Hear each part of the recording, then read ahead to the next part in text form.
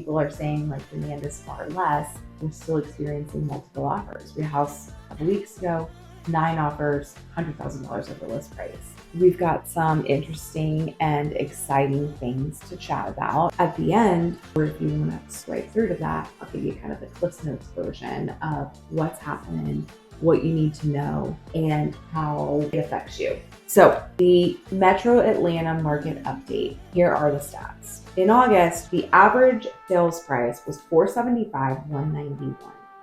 That is 6.5% up over last year. The median is at $393. That is 3.5% up year over year. Price per square foot, we're looking at $187 a square foot. That's up about 2.2% year over year. The average price per square foot is $202, and that is up 3.6% year over year. Days on market are still remaining very low. Median's at 13, average is at 29. These are both up year over year significantly, 18 and 38 days respectively. The interesting thing though that I'll note there is that sounds like a lot, but in fact it is not. And when you look at historically, take out 20 to 2022, an average and a median of 13 and 29 days on market is like really incredibly low. Percent of list price received by sellers, we're at a median of 100%, and we're at an average of 98.9%.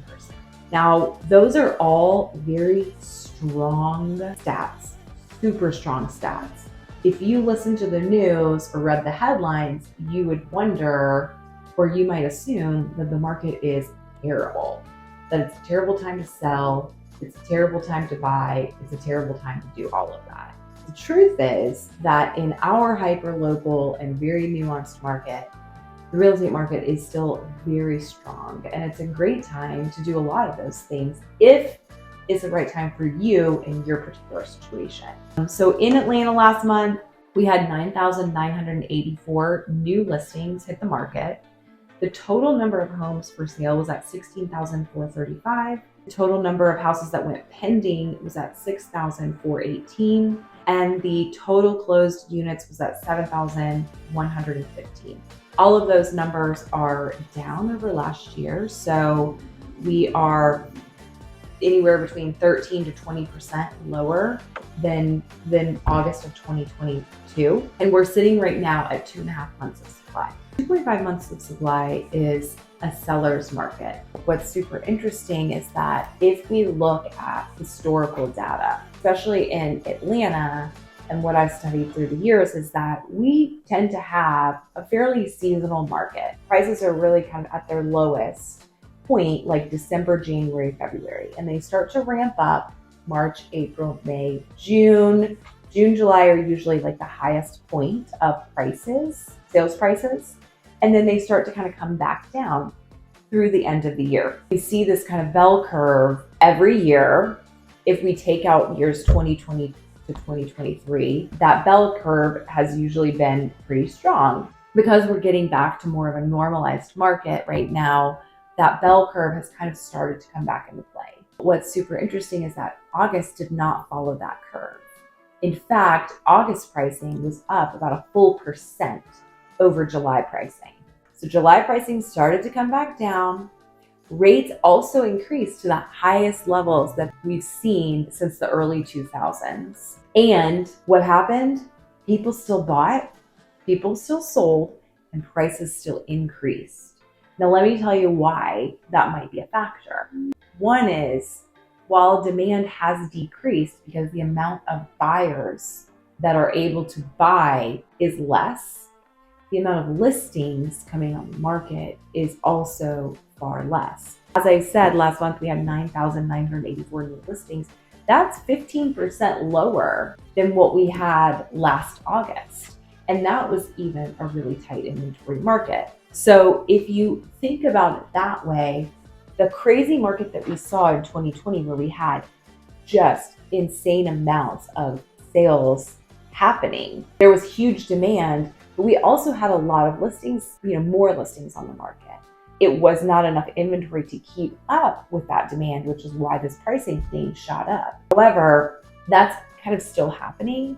but we just lowered the amount of total transactions that are happening.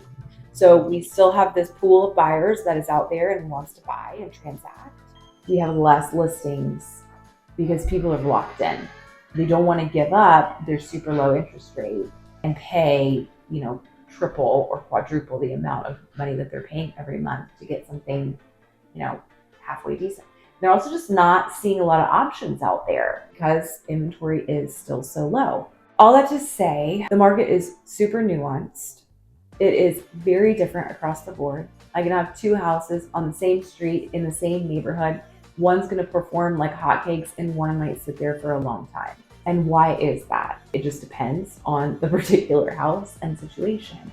We are seeing that there's a lot of great opportunity in this market, whether you're a buyer or a seller or an investor. Things that were completely unheard of in the last several years have come back into play. People are saying like demand is far less. We're still experiencing multiple offers. We had a house a couple weeks ago, 9 offers, $100,000 over list price. We also represented a buyer last week who was able to negotiate under list price, sales price, $21,000 in closing costs, and sale contingency, which is completely unheard of. And their house wasn't even listed on the market yet.